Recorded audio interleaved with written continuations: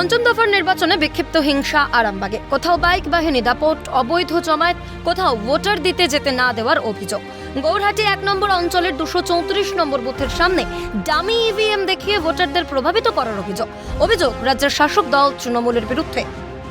সকাল থেকেই ওরা ওদের চ্যাটাতে নকল ইভিএম ডেমোটাকে নিয়ে বসেছে, কিন্তু এটা তো পুরোপুরি ইল্লিগালভাবে একটা ইভিএম ডেমোকে নিয়ে ওখানে বসে আছে, মানুষকে দেখাচ্ছে। এটা তো ভোটারদের প্রভাবিত করছে। গোঘাটের 2 নম্বর ব্লকের ভুরকন্দার 12-13 নম্বর বুথের বিজেপি কর্মীরা শাসকের বিরুদ্ধে ভোট দিতে যেতে বাধা দেওয়ার অভিযোগ এনেছেন। অভিযোগ অস্বীকার করেছে শাসক দল। টিএমসির লোকজনরা লাঠি নিয়ে রাস্তায় দাঁড়াচ্ছে, যেগুলি চিনে চিনে বিজেপির ঘর জানে বা মিটিং মিছিলে গেছে দেখেছে, তাদের স্লিপগুলো কেড়ে নিয়ে ওখান থেকে ঘর পাঠিয়ে দিচ্ছে, তাড়িয়ে দিচ্ছে। এটা সম্পূর্ণ একটা মিথ্যা কথা বলছে ওরা। বিরোধীরা তো চাইবেই যে কোনোভাবে কোনো রকম বিশৃঙ্খলা করার চেষ্টা করবে।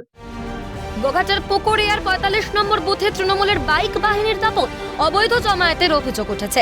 বাধা দিতে গেলে তৃণমূল বিজেপির মধ্যে বচসা বেঁধে যায়। ঘটনায় ব্যাপক উত্তেজনা এলাকায়। পরে পুলিশ ও কেন্দ্রীয় বাহিনী গিয়ে দুপক্ষকেই হটিয়ে দেয়। আবার আজকে শান্তি শৃঙ্খলাভাবে ভোট হচ্ছে, সেখানে তৃণমূল পঞ্চায়েতের প্রধান এখানে এসে জমায়েত করার চেষ্টা করছে। তাদেরকে যখন বলছি সরে যান, তারা তখন বলছে আমরা তো এখানে কিছু অসুবিধা করছি না, আমরা তো এখানে সিম্পল দাঁড়িয়ে আছি। আমাদের কাল রাত্রির থেকে তৃণমূল কংগ্রেসের ভোটারদের ভয় দেখানো হচ্ছে, তৃণমূল কংগ্রেসের ভোটারদেরকে নানানভাবে ধমকানো হচ্ছে। আমি এখানে এসেছিলাম আমাদের নেতৃত্ব, আমরা দুজন, যে যাতে করে সাধারণ মানুষ ভোটটা দিতে পারে। আরামবাগের হরিপালের 222 নম্বর বুথে আবার বিজেপি এজেন্টকে বের করে দেওয়ার অভিযোগ। কাঠগড়ায় প্রিসাইডিং অফিসার। পরে আরামবাগের বিজেপি প্রার্থী অরূপ কান্তে দিগার গিয়ে ওই এজেন্টকে ফের বসিয়ে দেন। আপনারা বের করে দিয়েছিলেন? আপনারা কোন দলে এজেন্ট?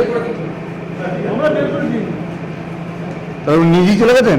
না, এটা আইন নেই বলছে এটা তুমি এটা ভোটার, তুমি এখানে নয়, তুমি এত দেরিতে এসছো, এই লেট করে এসেছিল।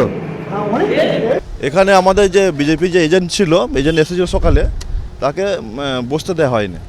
তার কারণ হচ্ছে একটু দেরি হয়েছিল 1 নম্বর, আর 2 নম্বর ও এই বুথের নয়, একটু সাইড বুথের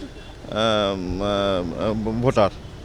তারপর ও চলে গিয়েছিল, সেটা নিয়ে আমি আসলাম, কথা বললাম।